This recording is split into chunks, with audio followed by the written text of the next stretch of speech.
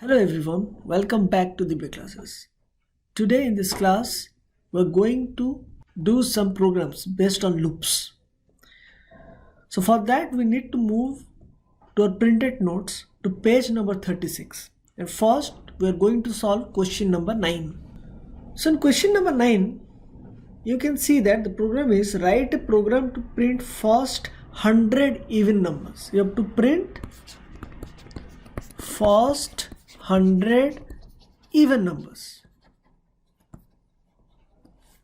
I think you already know what are even numbers. Okay, forget about first 100. Let us see what are the first 5 even numbers. What are the first 5 even numbers? So if even numbers start from 0, the 0 is the first even number, then 2, then 4, then 6, then 8. First, second, third, fourth, fifth. So these are the first 5 even numbers. So first 5 even numbers are from 0 to 8. Similarly, you have to print first 100 even numbers. You have to print first 100 even numbers. Means your sixth will be 10, then 12, like this. What will be the last? The last one will be 198. So let us write this using BlueJ.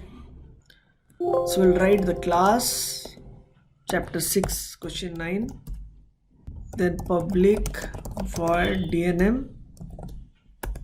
Here there is no need of input through parameter because we already know we have to print the first 100 even numbers. So for that we'll take a loop for I. It will start from 0 and it will end at 198. I equal to I plus 2. We'll declare I. So in I we are creating the even numbers. So I will be 0, then plus 2. It will become 2, then again plus 2. It will become 4, then 6, then 8 till 198. So if you go from 0 to 198, increasing 2 each time, then we'll get the first 100 even numbers. And we have to print this even number. System.out.println I.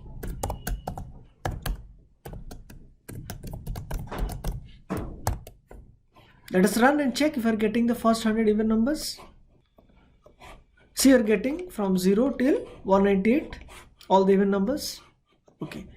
This program can be done in many ways. I will show you another way. In this case, I will take loop from 1 to 100. I will take loop from 1 to 100 and increase the value of I by 1. The loop should work 100 times. And inside the loop, we are going to generate even numbers. So you have to take another variable. Let it be E. E for even. So E is 0. Then next, we'll increase the value of E by 2. Then E will become 2. I equal to I plus 1. I value becomes 2. Means the second even number. And it will print 2 this time. Then I becomes 3. 3 less than equal to 100. 3 means the third even number. So already E is 4. It will print 4. Like this it will print till 198. Let us check if we are getting the same answer.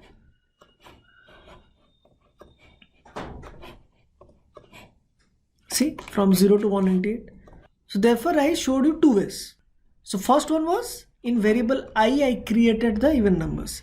In the second method, I took variable I as loop variable only. Means the loop will work for 100 times. We need 100 even numbers. The loop will work for 100 times. And in variable E, I am creating the even numbers. Both the answers are correct. Okay. So the same program can be done in multiple ways. So there is not one right answer in Java. There can be multiple right answers.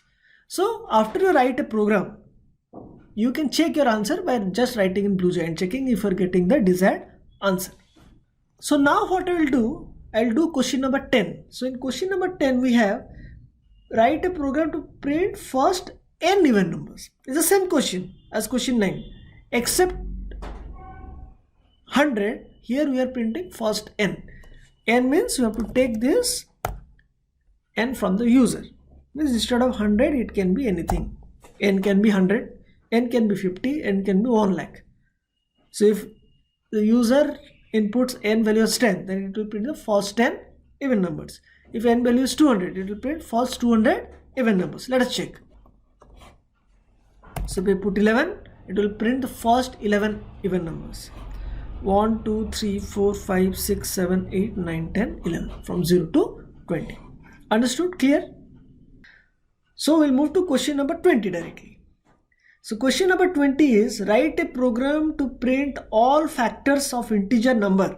To print all factors of an integer number n given by the user, accepted from the user. So for example, the user entered 12. So you have to print all the factors of 12. So what are the factors of 12? 1 in itself, that is always there for a number. 1 in itself are always the factors. Then we have 2,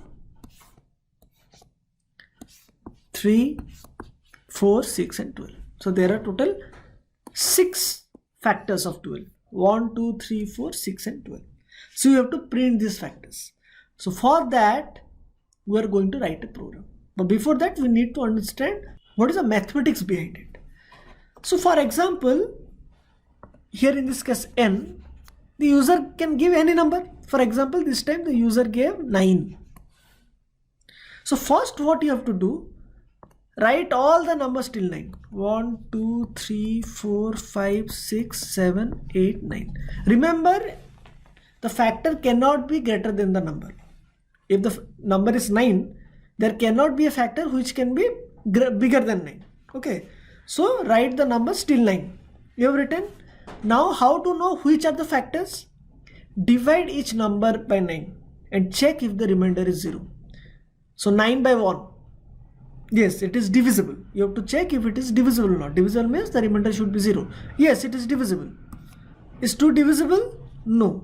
Is 3 divisible? Yes. 3 into 3 is 9. Therefore it is divisible. 4? No. 5? No. 6? No. You will get remainder. 7? No. 8? No. 9? Yes. So there are 3 factors of 9 and the factors are 1, 3 and 9. So if you want to find the factor of n, then first create all the numbers till n. That is 1, 2, 3, 4, 5 till n. And one by one divide it by n and check if the remainder is 0. If the remainder is 0, you can say that it is a factor of n. So for this we are going to write a program. So we'll write class chapter 6 question 20 public void dnm and we'll ask the user for the integer number. Now what we'll do, we'll create a loop which will start from 1 till that number. You have to create a loop till that number because you cannot have a factor greater than that number. We'll declare I. So after creating the number, our next job is to check if 1, 2, 3, 4 till n are this divisible. If it is divisible, it is a factor of n. If n modulo I are the different numbers, that is 1, 2, 3, 4 till the number is equal to 0. If the remainder is 0, then we can say that I is a factor of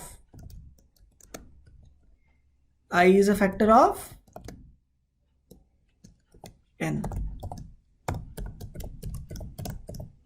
So let us check. So if you input 9, answer should be 1, 3 and 9. See, we are getting 1, 3, 9. If you check 12, it should be 1, 2, 3, 4, 6, 12. See, 1, 2, 3, 4, 6, 12. So we are able to find all the factors of the number. So what happens here? The user inputs a value. We are creating a loop from 1 till n so that we'll check all the numbers till n if those are divisible. Here we are checking if the number is divisible. First I is 1, it will divide. Let the value of n be 9 this time. So 9 modulo 1 equal to 0. Yes, so it will print 1 is a factor of 9. I plus plus I value becomes 2. 2 less than equal to 9. Yes. 9 modulo 2 equal to 0. No. So it will not print anything because 2 is not a factor. Then 3 will come. When 3 comes, this becomes divisible again. 9 modulo 3 is 0. Yes. So it will print 3 is a factor. 4 will not come, 5 will not come, 6 will not come, 7 will not come, 8 will not come. But when it comes 9, then again this will become true. 9 modulo 9 is 0, true. So it will print 9 is a factor of 9. And factor is also a very important question. There are few questions which are based on factors. There are few questions which are based on factors. Means taking this concept, there is an extended question like perfect number. We'll talk about that. What is a perfect number? So in that, this factor method is going to be used. And there can be find the multiplication of all the factors of a number. So here for 9, the answer will be 1 into 3 into 9.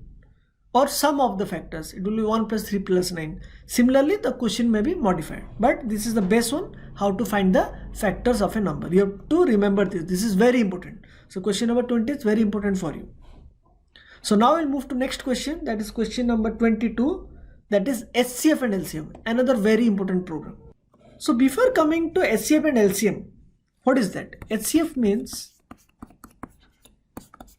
highest common factor, and LCM means lowest common multiple. Let us come to LCM a bit later. Let us come to HCF, highest common factor. Okay. So for example, we are going to find HCF and LCM of 18 and 12.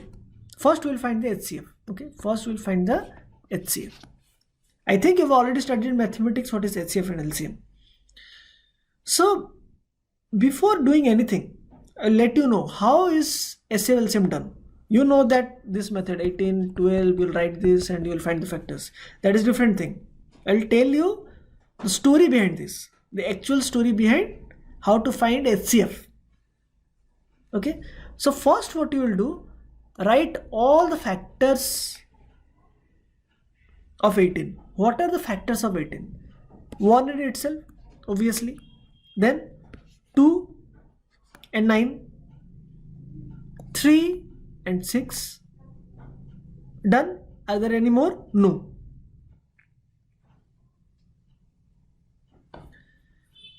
So the factors are 1, 2, 3, 6, 9, 18. These are the factors of 18. What are the factors of 12? It is 1, 12, 2, 6, 3, 4. So 1, 2, 3, 4, 6, 12. Okay. HCF. The first one is factor. Therefore, we found the factor of the two numbers. Then common. What are the common factors between 18 and 12?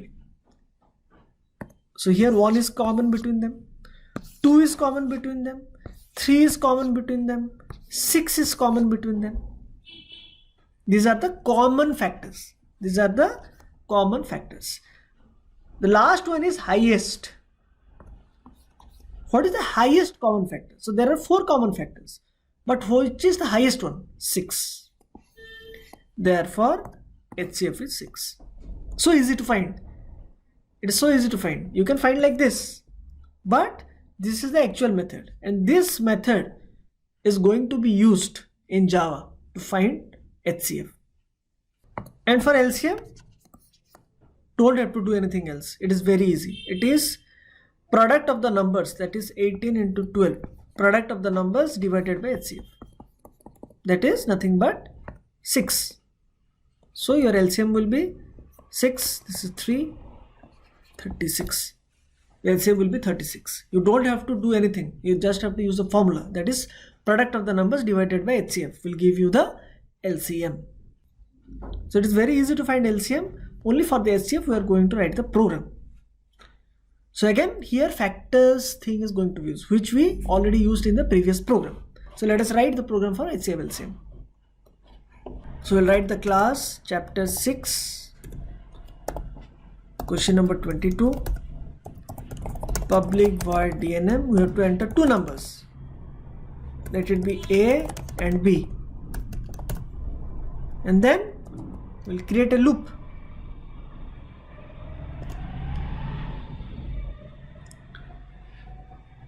I equal to 1, I less than equal to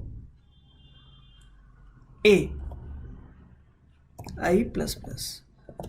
Here I have written A, here you can also write B. Okay, nothing is going to happen to the program. You can take the first number, you can take the second number. In both the cases, we will be finding the right HCF. You don't have to worry. And now our job is to find the factors, but the common factors. How to find the common factors? If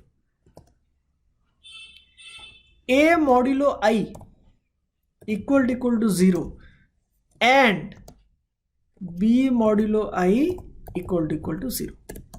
What is a common factor? If the number divides both, like 1 will divide the first number and also a second number, so therefore it is a common number. In the example 2, is also common because it will divide 12 and also 18. 3, again it will divide 12 and 18, and similarly 6, it will divide 12 and 18. So if it is dividing both, then we can say that HCF equal to I. And finally we'll find the LCM. LCM is product of both the numbers, that is A and B divided by HCF.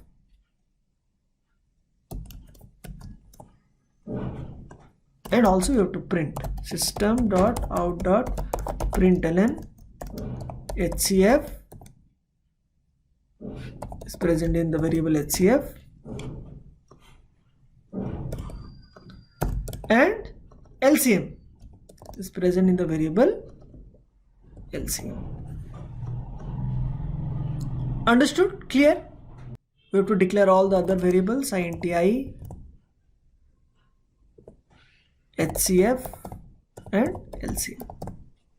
So now we'll run and check if our program is correct. Let us take the same example, 18 and 12. So we should get 6 as the HCF and 36 as the LCM. See, HCF is 6, LCM is 36. Automatically we'll get the correct answer. Let us take another number, 13 and 2. So you already know 13 has 1 and 13 as the factors and 2 has 1 and 2 as the factors.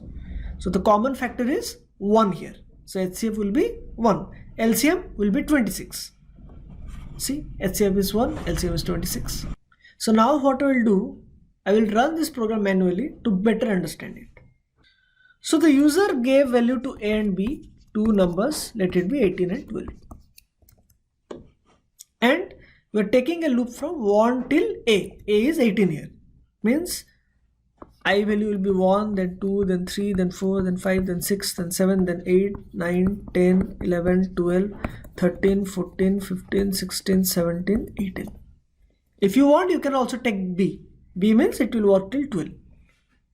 Then we are checking the first one, that is value of I is 1. If it divides both A and B, yes. So we can say that HCF is 1. But is it true? Don't worry, the program is not over yet. HCF is not 1. It will come automatically. Then I value increases to 2. Then we'll check.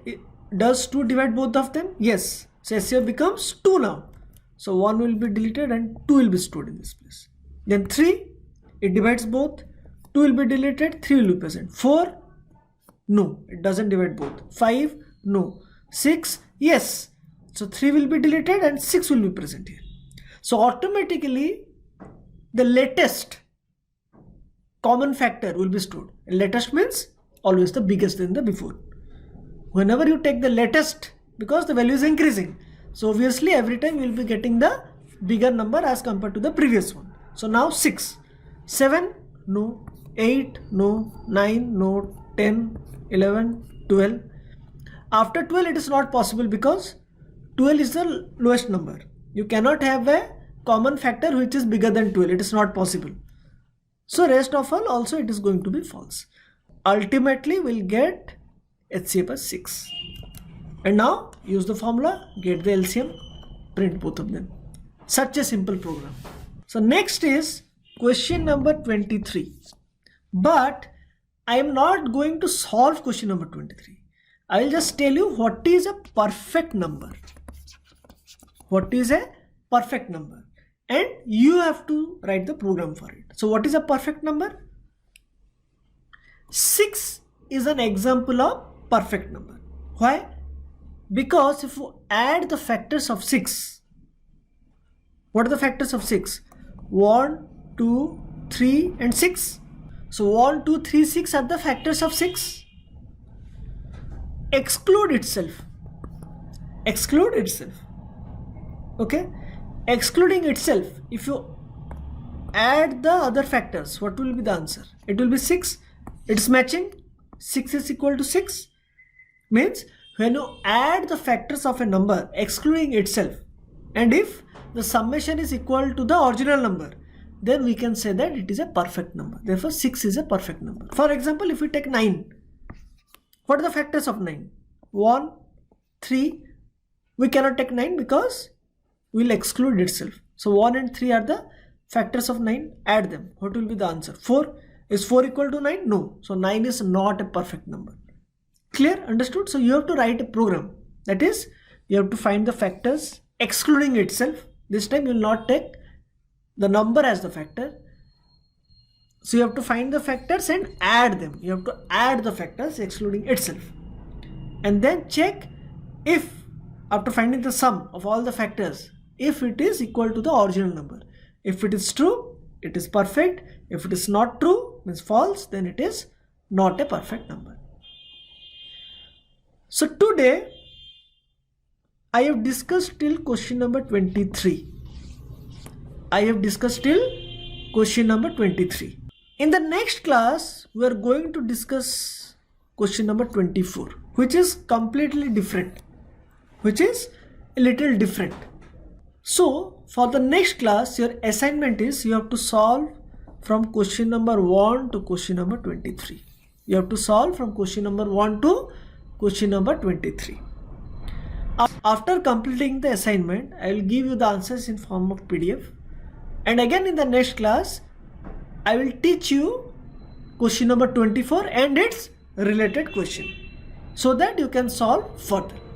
So now I will take a leave from you. Have a nice day. Thank you.